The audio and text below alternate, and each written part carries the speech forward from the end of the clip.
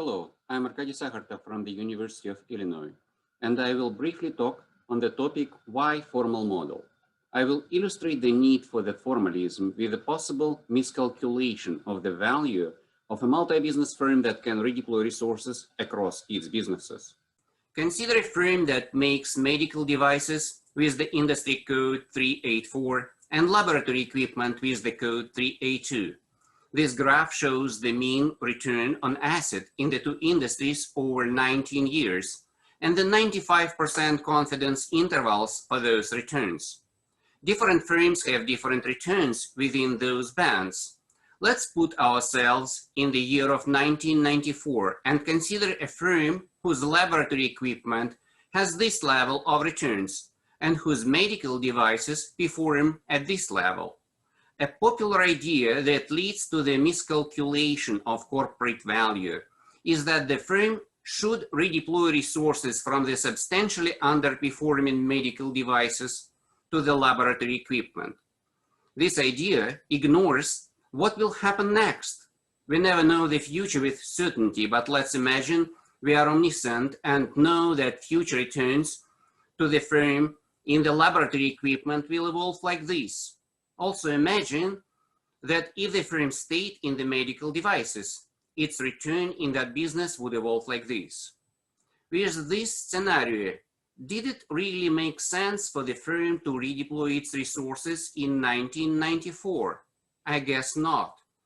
We were about to make a tenuous assumption that the first time when one business strongly outperforms another is the right time to redeploy resources.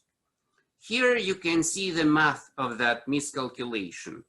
The decision to redeploy resources in 1994 was myopic and thus value destroying in the long run. In making that choice, we maximized only the current cash flow the firm would make in 1994, and we added the discounted future cash flow as if that cash flow is independent of our current decision. It is obviously not. Future cash flow depends on where the firm's resources are in those future periods. The decision that won't destroy the firm's value should comply with this Bellman equation.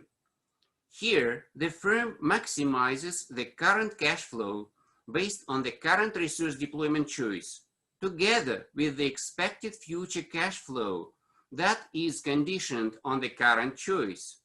This means that the choice to redeploy resources has dynamic implications. It strongly affects future cash flows by determining the corporate scope with which the firm would enter those future periods and the respective future cash flows. This Bellman equation is solved with backward induction by going recursively backward in time from the terminal time when resources fully depreciate to the current time. This procedure determines when it is in the best interest of the multi-business firm to redeploy its resources, if ever.